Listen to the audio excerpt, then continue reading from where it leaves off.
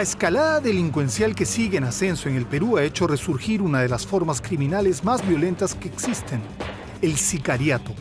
Matar por encargo es lamentablemente una práctica usual en las crónicas policiales que cada semana nos agobian. En el Perú no se conocía un fenómeno de esta naturaleza. Esto ocurría en Colombia, esto ocurría en otras partes del planeta, pero no en el Perú. Esto es algo bastante reciente. Ahora como congresista es cuando estoy conociendo el sicariato. Y en los últimos años se ha ido incrementando y también en los últimos meses. Indiscutiblemente tenemos que advertir que este fenómeno del sicariato siempre estará ligado al narcotráfico. No lo podemos desligar de ese fenómeno delincuencial.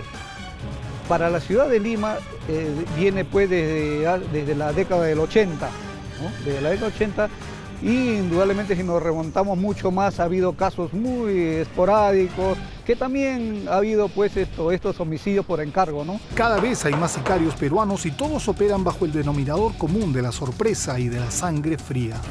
Rápido e imprevisto, el sicario cumple su sangrienta función, aún a sabiendas de que las cámaras de video pueden captarlo e incriminarlo. Nada parece detenerlo. A veces actúa solo, aunque por lo general el sicario asesina en complicidad con alguien. Este mal ejemplo del sicariato en el narcotráfico ha derivado pues, a los temas de construcción civil. El cobro de cupos, siempre donde hay delincuencia, donde hay intereses económicos, las bandas se pelean precisamente por ese dinero y terminan pues, con ajuste de cuentas y asesinatos por encargo. Si alguien quiere pues convertirse en un sicario o un asesino a sueldo, lo primero que tiene que agenciarse es de un arma. Un arma la puede adquirir a través del mercado negro, ¿no? A través de algunos miembros de las Fuerzas Armadas o Policía Nacional corruptos, o a través del narcotráfico que viene por nuestra selva peruana, ¿no? Y llámese Brayo, llámese Guayaga o llámese el mismo Iquitos a través de Colombia, del Putumayo. Barrabás y su grupo de criminales fue uno de los primeros sicarios de la historia, especializado en matar romanos con una daga llamada sica, de donde proviene la palabra. Se cree que Italia y Estados Unidos son los epicentros históricos de los sicarios.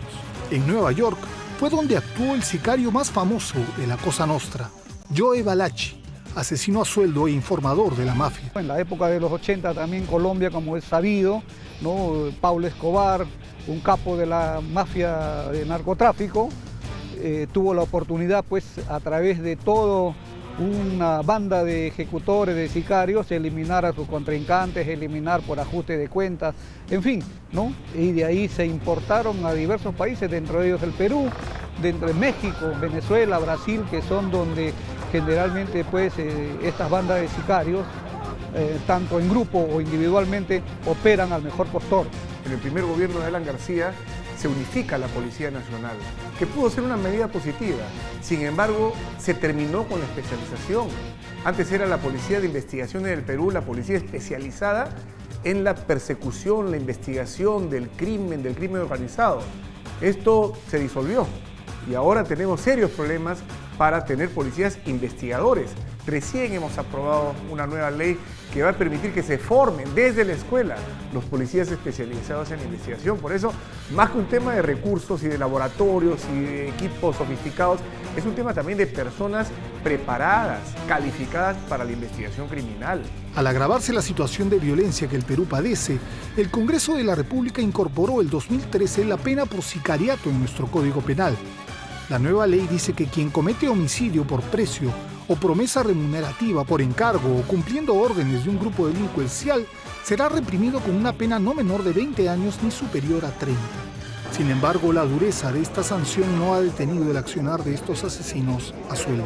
Hemos dado en el Congreso de la República la ley para castigar específicamente al sicario con penas que están por los 25 años de prisión. Pero sin embargo, este fenómeno, lejos de retraerse, sigue empeorando, sigue incrementándose, porque esto no es un asunto solamente de un marco legal, de un marco jurídico. Es un tema del accionar de la propia Policía Nacional que tiene que perseguir el crimen. Mayormente se ha producido casos de sicariato, llámese la ciudad de Trujillo. En el presente año tengo entendido que van más de 90 casos, ¿no? de los cuales pues se ha determinado que un 40% han sido los ejecutores menores de edad, porque siempre los delincuentes pues tratan de lograr impunidad usando menores de edad, toda vez que los menores pues están regidos por el Código del Niño y el Adolescente, donde las penas o la represión para ellos es mínima y a los 18 años pues adquieren la libertad después de cometer cualquier hecho execrable que pueda producirse. Desaparecer el 24x24, formar 10.000 policías detectives, que haya liderazgo en el sector interior, liderazgo, que se combata la corrupción dentro de las filas de la Policía Nacional, que se combata a fondo. Y por supuesto el último punto tiene que ver con tecnología, infraestructura, logística, dinero para recursos económicos para informantes, para operaciones, para incentivos. Son fundamentales estos puntos. Si se hace eso, se revierte la inseguridad ciudadana pues en gran medida, ¿no? Hoy en 10 haremos un repaso de quienes han convertido el sicariato como su modo de vida. Una revisión de los criminales que siembran la muerte por encargo en nuestro país y que en algunos casos tuvieron que pagar con su propia vida tan macabro oficio. En él actúan como mensajeros de la muerte.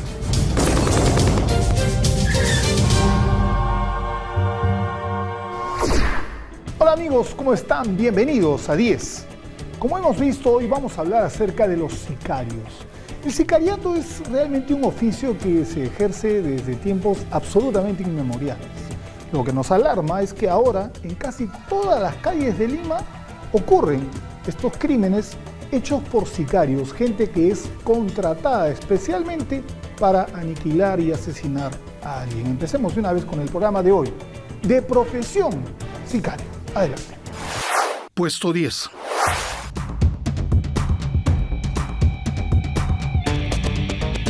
En agosto del 2006, un crimen ocurrido en San Isidro conmocionó la ciudad. La próspera empresaria Miriam Pfeffer Salieres, de 50 años de edad, fue encontrada muerta en su dormitorio, estrangulada por el cable de su computadora y con evidentes signos de haber luchado físicamente con alguien. En 2009, la policía argentina confirmó que el colombiano Alejandro Trujillo Ospina se declaró culpable del crimen y con eso fue extraditado al Perú. En 2012, después de un confuso juicio, Trujillo Ospina fue condenado a 35 años de prisión, mientras que a la hija de la fallecida, Eva Bracamonte Pfeffer, le impusieron 30 años. Según los jueces, Eva permitió el acceso del sicario Trujillo para ingresar a su casa y ultimar a su madre. Ya en Argentina, en el 2008, Trujillo Ospina había sido condenado por delito de extorsión a un abogado en la provincia de Salta llamado Van Kaulert, a quien intervino su correo personal para obtener datos privados. Trujillo se comunicó con el abogado amenazándolo que era un sicario contratado para eliminarlo. La treta no le resultó y fue capturado. Luego fue extraditado al Perú para afrontar los cargos del asesinato de la Pfeffer. La interrogante sigue siendo esta: ¿quién contrató al supuesto sicario de la empresaria asesinada? ¿Trujillo Ospina actuó solo o fue un criminal por encargo de alguien? ¿A quién se refirió el sicario, nacido en Manizales hace 39 años, en Colombia, al referir que fue un familiar cercano quien contrató sus servicios? ¿Entró a robar como un vulgar ladrón a la casa de Miriam Pfeffer o cumplió la misión encomendada de eliminarla? En julio del 2013, con la excarcelación de Eva Bracamonte del presidio por parte de la Corte Suprema, al no encontrársele pruebas fehacientes del asesinato de su madre, el caso Pfeffer volvió a foja cero. Total, un sicario colombiano en la cárcel, pero hasta ahora se mantiene el misterio de saber quién lo contrató para ejecutar el crimen o si es un sicario imaginario más acorde con su apelativo criminal: payaso.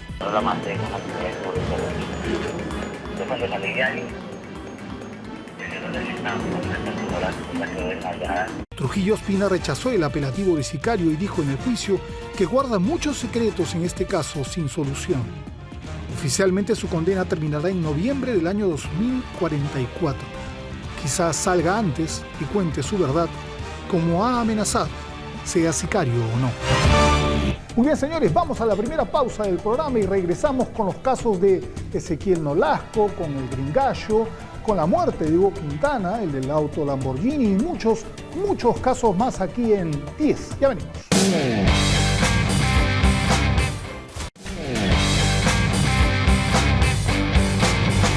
Seguimos aquí en 10 con De Profesión Sicario. Y en este bloque vamos a hablar acerca del asesinato de un periodista de Casma, además del caso del Chifa del Callao y del asesinato del vicepresidente regional de Amazonas, el señor Wong, producidos todos por sicarios. Adelante. Puesto 9. ¿Cuánto cuesta una vida humana? ¿Qué cantidad de dinero cobra un sicario para ultimar a alguien? El 2013, un adolescente de iniciales DRB Chica, más conocido como el Gringallo de Bagua, asesinó de 3 balazos al médico Augusto Wong López, vicepresidente del gobierno regional de Amazonas, al interior de su clínica. De acuerdo a las informaciones surgidas tras el interrogatorio al joven asesino, se supo que este cobró 5.000 soles para realizar su macabra tarea. Lo asesinaron.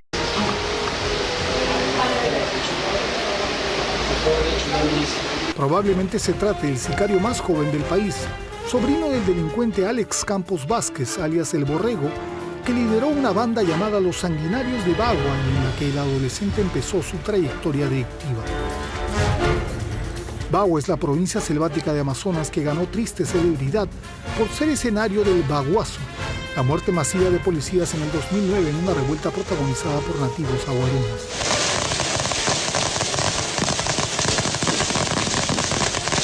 El vicepresidente de Amazonas ya había recibido previamente amenazas de desconocidos. En su vida política, Wong integró la agrupación política Juntos por Amazonas, cuyo líder era el propio presidente regional José Arista. En febrero del 2013 fue sorprendido en su clínica por 2 sujetos, uno de ellos el joven Gringallo de Bagua. Esa noche, Wong murió de un balazo en el pecho y otro en el abdomen a los 63 años de edad. Al final se determinó que el vicepresidente regional fue asesinado porque se había impuesto realizar una profunda investigación sobre malos manejos en el municipio de Cajaruro. Según la policía, los autores intelectuales de este crimen fueron el alcalde de Cajaruro, Domingo Guerrero, y el asesor de obras, Martí Barturén. Aparte del joven sicario, cayeron también delincuentes como Piraña, Negro Gorila, Garza, Calín y Nancy, todos implicados en el crimen. Condenado a 6 años de prisión, el joven sicario DRB Chica ya se encuentra purgando su condena en Maranguita. Luego pasará a un presidio para adultos, lo cual es un mal presagio. Todo hace suponer que este sicario adolescente, al cumplir su pena y salir libre, volverá a las andanzas corregido y aumentado. Puesto 8. Pedro, escucha, tus colegas no te olvidan. Casma siempre fue un poblado apacible en el hermoso litoral de Ancash. Lamentablemente, de un tiempo a esta parte, la zona se ha convertido en un polvorín delincuencial. Casma y Chimbote padecen la tragedia de la violencia urbana que ha tomado ribetes de alarma. En Casma, en septiembre del 2011, fue asesinado por desconocidos el periodista Pedro Flores Silva, director del programa de televisión regional Visión Agraria. Tras diversas investigaciones que aún no finalizan, fueron implicados en este crimen los sicarios Emilio Siriaco Agreda, alias Macuto, Vladimir Castillo Castro, alias Centella, Rubén Antaigua, alias El Viejo, y el alcalde del distrito de Comandante Noel Marco Rivero. Pedro Flores denunció en su programa en repetidas oportunidades los malos manejos que se realizaban en el interior del Consejo Distrital de Comandante Noel, uno de los 4 distritos de la provincia de Casma. Precisamente el 6 de septiembre del 2011, Pedro Flores había ido al municipio de Casma a cubrir una reunión edil donde se discutía sobre la vacancia de la alcaldía casmeña en una alborotada sesión. Esa noche, al salir del municipio, el periodista ignoraba que había ido a cubrir su última comisión. Flores fue emboscado por 3 sujetos, Macuto, Centella y El Viejo, cuando conducía su motocicleta en la Panamericana Norte con dirección a su domicilio. A pesar de sus heridas, el periodista pudo llegar mal herido a un centro hospitalario, pero no resistió y murió al día siguiente. El alcalde de Comandante Noel, Marco Rivero, ya había querellado al periodista por difamación. Difamándome, de la cual yo he recurrido donde se debe de recurrir a hacer la denuncia correspondiente. Tal es así como le hemos querellado, ¿no? Misteriosamente, uno de los 3 sicarios implicados en el crimen, El viejo, tras ser apresado en el penal de Cambio Puente, en Chimbote, recibió una golpiza en el interior de ese centro penitenciario y murió de un paro cardiorrespiratorio. Para los familiares de este sicario, el viejo había sido silenciado porque estaba decidido a contar la verdad sobre el crimen del periodista. El crimen de Pedro Flores sería uno de los primeros que advertiría la escalada de violencia delincuencial y política que hoy asola al departamento de Ancash. Y es un asesinato que ha quedado en el misterio, silenciando a un comunicador social afanoso en buscar la verdad. Pero cuando tengo que criticarlo, lo critico. Puesto 7. A mediados del 2013, la televisión local mostró las impactantes escenas de dos jóvenes comensales asesinados cuando cenaban en el Chifa del Olivar, en el Callao. Se trataba de dos estibadores, Harold Puescas, de 26 años, e Israel Chávez Apestegui, de 31. En las imágenes captadas por las cámaras de seguridad del Chifa se apreció cómo, con sangre fría, Franklin Saavedra Ra, alias el Chato Carlitos, de camisa a cuadros, irrumpió en el interior del Chifa para liquidar a sus víctimas de 15 balazos. El Chato Carlitos atacó con el rostro descubierto, mientras que su cómplice, Percy Ladrón de Guevara, alias Chaparrón, se cubrió con una gorra. Al escapar al norte, según las investigaciones con miras a viajar al Ecuador, el Chato Carlitos cayó pocos días después en un hostal de Piura, donde fue intervenido con el dinero obtenido por su crimen. Fue devuelto a Lima, capturado. ¿Por qué lo hiciste? ¿Alguien te mandó a hacerlo? ¿Te sientes arrepentido de lo que has hecho? ¿Te sientes arrepentido de lo que has hecho? Mientras tanto, su cómplice Chaparrón fue capturado en su domicilio en el barrio Chalaco de Castilla. Las cámaras pudieron registrar el ataque al Chifa y la presencia de una moto que llegó al lugar. En ella escaparon los sicarios. Los fallecidos estaban armados, pero por la rapidez del ataque no pudieron responder a sus agresores y fallecieron en el acto. La violencia de este crimen revela que se trató de un auténtico ajuste de cuentas. Al parecer, el tráfico de drogas en el primer puerto pudo haber sido el causante de ese doble asesinato, aunque los familiares defienden a rajatabla la inocencia de las víctimas. ¡No estás solo, ya solo! ¡No estás solo! ¡Sal de ahí! Se habló de dos narcotraficantes conocidos como Drácula y Niño que habrían pagado 5.000 soles a los dos sicarios para ultimar a Puescas y a Chávez. Pocas veces la policía contó con imágenes tan nítidas de la identidad de un sicario. El Chato Carlitos, en una audacia sin límites, fugó a Ecuador creyendo que había cometido el crimen perfecto. Y eso no existe. Para sus polémicas víctimas, mientras tanto, la del Chifa del Olivar habría sido su última cena. Realmente impactantes las imágenes captadas en ese Chifa del Callao. Vamos a la pausa y regresamos con el caso de Gringallo, de Ezequiel Nolasco, de Hugo Quintana y mucho más aquí en 10 de Profesión Sicario.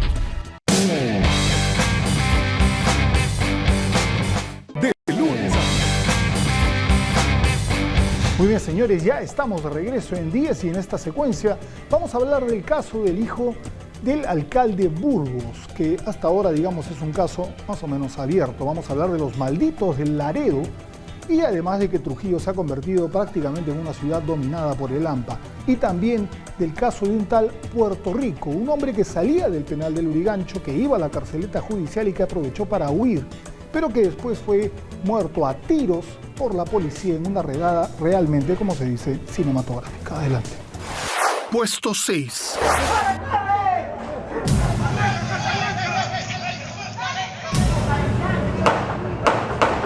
En el verano del 2013, la opinión pública se conmovió con el asesinato del fotógrafo del diario El Comercio, Luis Choy Jean Sandoval, de 34 años de edad.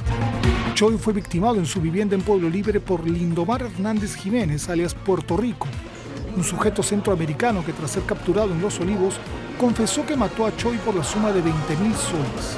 El sicario fue contactado por otro delincuente llamado Edgar Lucano. ¿Cómo es la persona que te contó su característica? Es un cholo, agarrado, chato, fuerte. El tal Puerto Rico se hizo pasar como un interesado comprador de la camioneta de Choy que deseaba vender su vehículo.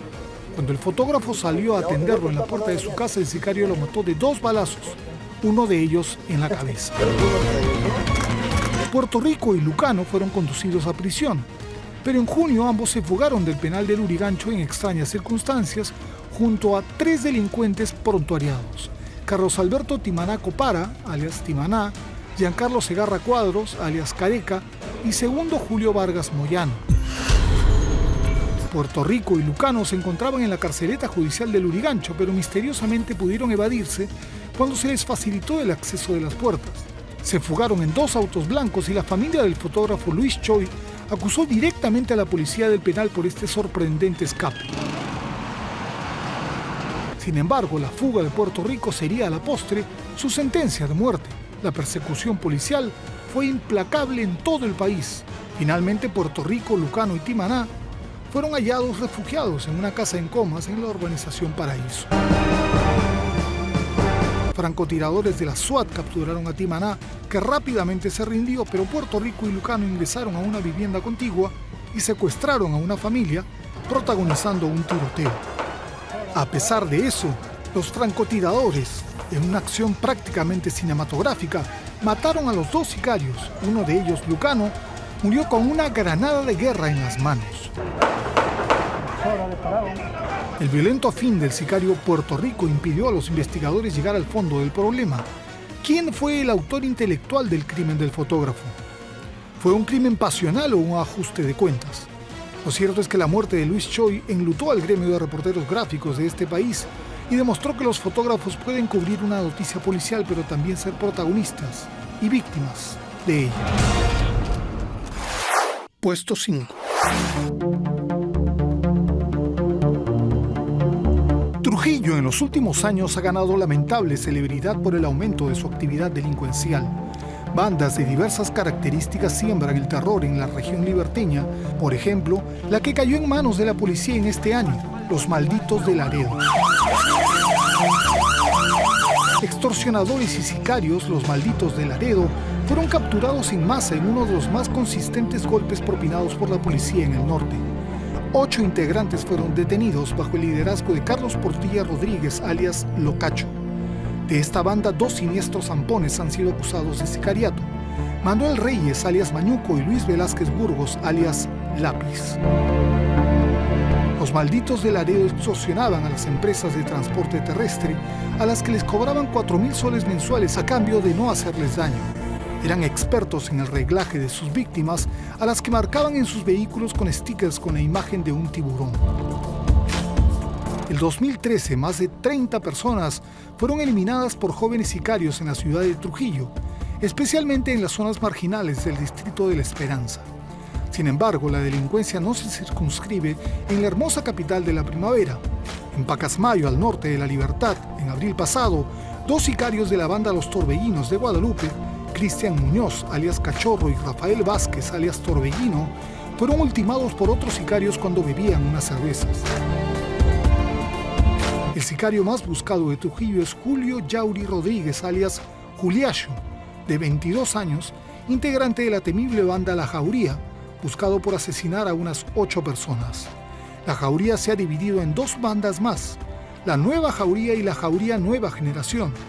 Son rivales de otra banda de sicarios y extorsionadores liberteños llamada Los Malditos del Triunfo, a los que la policía capturó a 2 de sus sicarios: Diego Rodas, alias Lagartija, y Renzo Díaz Yecle, alias Colorado. Lastimosamente, a pesar de estas capturas, La Libertad y especialmente Trujillo está lejos de volver a ser la apacible ciudad de la marinera y el sol. Una nube de violencia sigue cubriendo las noches de Trujillo, donde bandas organizadas planifican asaltos y asesinatos a sueldo. Puesto 4.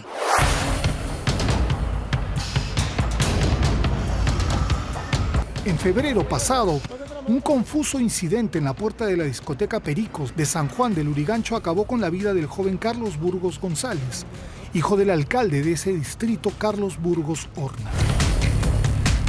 A bordo de su moderna camioneta, el joven Burgos fue interceptado cuando salía de la discoteca a las 5 de la mañana, acompañado de un primo y de 2 mujeres. De 2 autos descendió un grupo de 10 sicarios que de 3 certeros balazos asesinó al hijo del burgomaestre.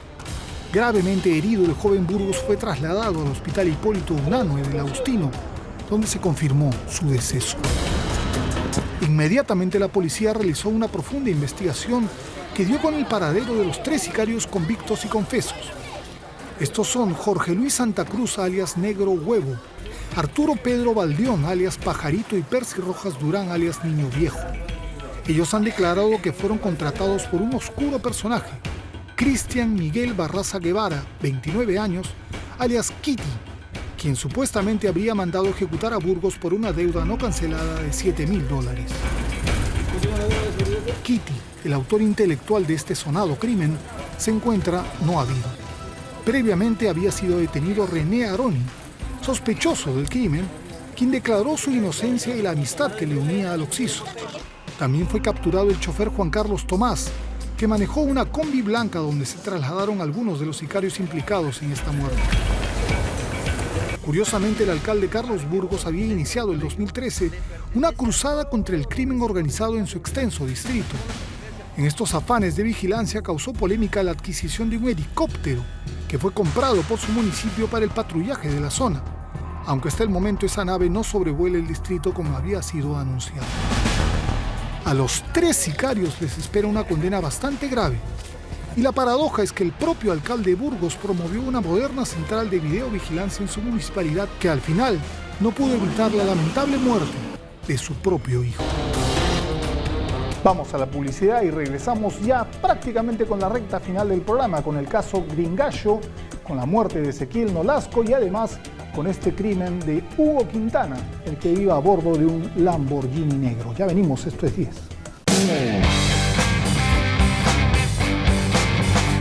Este sujeto que vemos ahí es el delincuente. Mejor prepárense para un desastre. 3 Hermanas, este lunes a las 5:30 de la tarde por ATV y ATV.pe.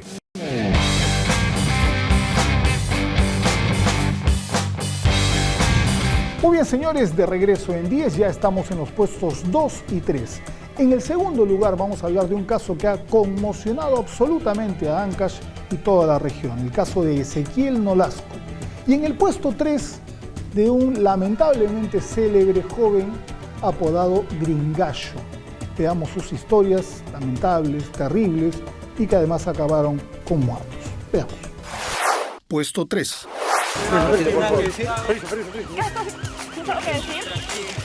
Cuando apenas contaba con 15 años de edad, Alexander Pérez Gutiérrez, alias Gringallo, se convirtió en el sicario juvenil más famoso del Perú, elevado a los altares del crimen por una prensa amarilla que promovió sus fechorías, sus amores y sus fugas. Hijo de padres separados, Gringallo vivió con su madre Flor Gutiérrez hasta los 4 años. Ella lo dejó encargado a una abuela y el futuro sicario crecería bajo la influencia de un tío suyo, el delincuente Carlos Gutiérrez Guzmán, alias El Soli, quien lo introduciría en el mundo del AMPA. Estudió hasta 5º de primaria hasta que su tío Carlos le enseñó a ser datero y campana y luego a matar gente integrándolo a la banda Los Malditos de Río Seco, del barrio trujillano de El Porvenir. Extraoficialmente se asegura que Gringallo, como sicario, mató a 10 personas antes de los 15 años, incluyendo a Daisy García, una joven que tenía 8 meses de gestación. Uno de sus crímenes más sonados fue la muerte de un ex cómplice de sus fechorías, Ruli Ventura, a quien ultimó de 20 balazos. Sí, 20 balazos. Por esa razón fue recluido en el penal de La Floresta, en Trujillo, pero inmediatamente fugó no sin antes atacar a balazos a sus enemigos Peluca, Chato Kevin, Pinky y Chocoto, recluidos en una celda de castigo del penal. Gringallo llegó a Lima en busca de una bella muchacha, Jazmín Marquina, por quien perdió la cabeza y a la que la prensa bautizó como Gringallo. Fácilmente el joven sicario cayó en un hostal en Comas cuando se encontraba en plena sesión amorosa con su amada, una exuberante joven que se transformó en una de las musas de las redes sociales del Perú. Recluido en Maranguita, Gringallo, increíblemente, volvió a fugar junto a otros delincuentes juveniles en el año nuevo del 2013, para encontrarse nuevamente con Jazmín Marquina. Su recaptura fue rápida y al cumplir la mayoría de edad, fue trasladado al penal de Piedras Gordas 2 en Ancón junto a su lugarteniente José Luis Araujo, con quien huyó de la cárcel de Trujillo. misteriosamente Araujo fue encontrado muerto, colgado con cables eléctricos en su celda dentro del penal. Este año, el tío de Gringallo, Carlos Gutiérrez, alias El Soli, fue sentenciado a 23 años de prisión en Trujillo. Con su reclusión y la de su sobrino, famoso sicario que hoy ya tiene 19 años, podría suponerse que esta historia ya se acabó. Sin embargo, se sabe que Gringallo podría salir libre en el 2017. Dios nos coja confesados. Puesto 2. Como si fuera una película de gángsters, un joven sicario llegó a una bodega de Huacho en marzo pasado a altas horas de la noche. Se acercó a la mesa donde estaba el ex consejero regional de Ancash, Ezequiel Nolasco Campos, de 55 años de edad, y le disparó 6 balazos, 3 de ellos en la cabeza. Nolasco murió en el acto y el sicario escapó a bordo de una motocicleta. Nolasco se preparaba para postular a la presidencia de Ancash por el partido Unión por el Perú y retornaba de Lima a Chimbote. Se detuvo en Huacho junto al abogado Marco Sánchez y un compañero de construcción civil. Sus familiares y amigos denunciaron que Nolasco ya era víctima de amenazas de muerte, pero las autoridades ancachinas nunca le hicieron caso. Los ojos del Perú se posaron sobre Ancash percibiendo el asesinato de Nolasco como un crimen político. ¿Quién contrató al sicario que ejecutó tan horrenda muerte? ¿Será el mismo que ya el 2010 envió a otro sicario para eliminarlo, cuando Nolasco fue herido de gravedad y sufrió la muerte de su hijastro Roberto Torres? ¿Quién temía el ascenso político de este promisorio líder? Vanamente Nolasco trató de hallar a los culpables de la muerte de su hijo. Si tengo que morir en esta causa, porque se haga justicia, la muerte y el asesinato de mi hijo lo voy a hacer. No lo tengo miedo a la mafia, no lo tengo miedo. Ahora su misterioso y violento fin abre grandes interrogantes sobre mafias y oscuros entramados delincuenciales en el interior de Ancash. Su enemigo político, el presidente regional César Álvarez, es calificado de sospechoso por esta muerte, aunque él ha declarado que a pesar de que Nolasco se convirtió en su oponente, no tiene nada que ver con su ejecución. Yo no tengo nada que ver con la muerte de tu padre. Ex secretario general del Sindicato de Construcción Civil en Chimbote, Nolasco se encontraba en una querella con el presidente regional de Ancash, al que culpó de tratar de asesinarlo el 2010 por haber denunciado actos de corrupción en la administración Álvarez. Nolasco perdió la batalla legal ante Álvarez y trató de impugnar el fallo en el Tribunal Constitucional. Fue allí cuando al retornar a su casa de Chimbote fue eliminado en Huacho por un sicario. El misterio aún continúa.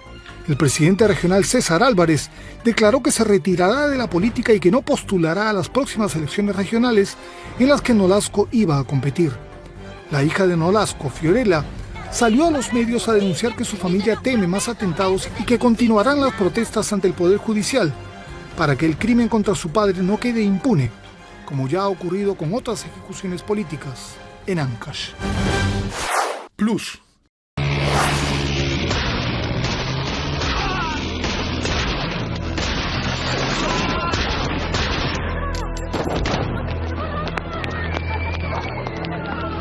En el complejo mundo del AMPA, los criminales tratan de no dejar huellas de sus actos y eliminar testigos para quedar libres de polvo y paja.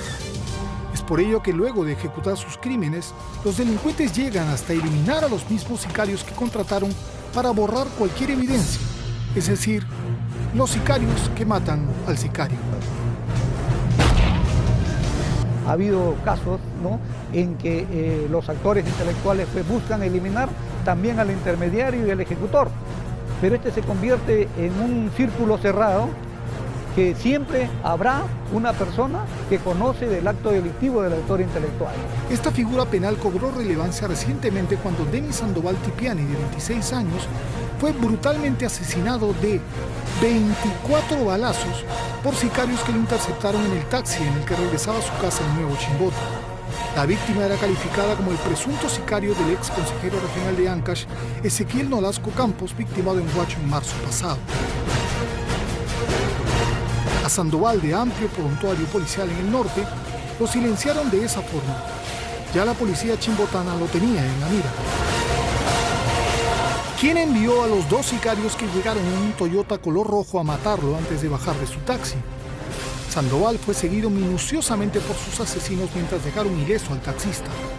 Solo dispararon una lluvia de proyectiles contra él, que se encontraba en el asiento del copiloto y a las puertas de su hogar. Alarmados por el ruido, sus familiares salieron y trataron de asistirlo, pero Sandoval llegó cadáver al hospital regional. El misterio de los sicarios que eliminan sicarios continúa en el caso Nolasco. A veces los sicarios llevan la peor parte en los atentados, como ocurrió en Chimbote con Gustavo Irigoyen, cuando trató de matar a otro delincuente, Milton Leiva. Este reaccionó y eliminó de un tiro a la cabeza al sicario Irigoyen. Otro sicario muerto en Chimbote fue José Luis Sosa, de la banda Los Patecos, que había ejecutado previamente a un vigilante de construcción y que fue victimado de 9 balazos disparados por 2 sicarios. Así se cumple el viejo adagio: el que a hierro mata, a hierro muere. Hoy en día hasta los más avesados sicarios tienen que protegerse de la escalada de violencia que alarma al Perú. El silencio, como en el caso de Sandoval Tipiani, te puede costar 24 balazos en el cuerpo. Puesto 1.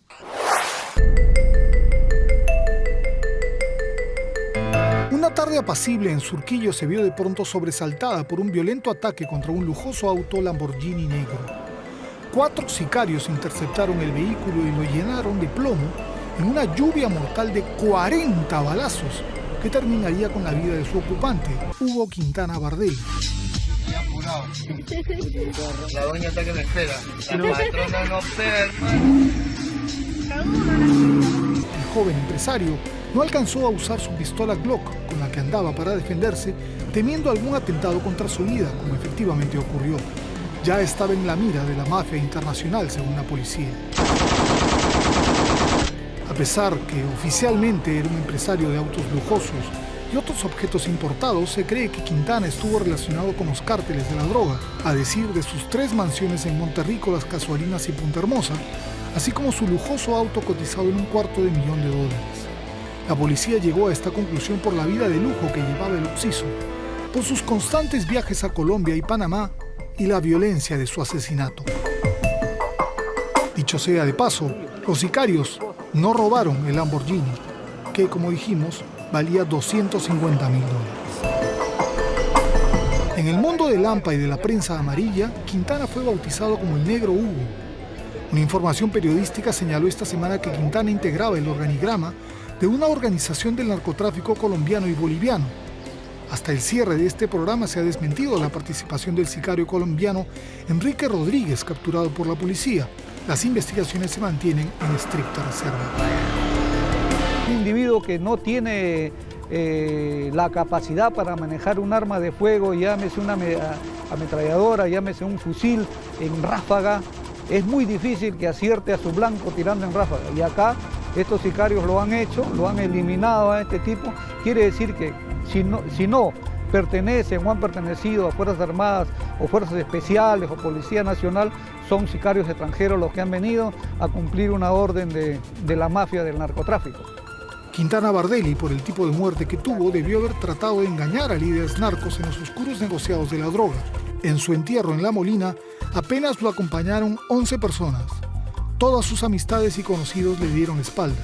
A diferencia de las noches de playa en el sur, donde Hugo Quintana era el rey de la noche, divirtiéndose en grandes grupos de amigos y hasta de bellas modelos, como Tilsa Lozano. Ya en 1996, siendo bastante joven, Quintana fue detenido en Tacna por tráfico de drogas en la frontera, quedando finalmente libre. En todo este tiempo sus negocios estuvieron en alza, lo que llamó poderosamente la atención de la policía. De acuerdo a los fusiles de asalto, A-15 utilizados por los sicarios, se cree que este ajuste de cuentas fue sentenciado por narcos de cárteles mexicanos. Hugo Quintana, a bordo de su hermoso automóvil Lamborghini negro, era confundido usualmente con Batman, aunque en la realidad vivió una vida de antihéroe y amante del dinero fácil. Al final los sicarios terminaron su biografía de la manera intensa en la que vivió. Con solo 46 años de edad, el negro Hugo murió de la peor forma, aunque era un fin esperable. Es el riesgo de vivir en ese mundo irreal y cruel que es el narcotráfico, donde todos sus integrantes siempre acaban mal. Muy bien, señores, esto ha sido todo por hoy. Chao.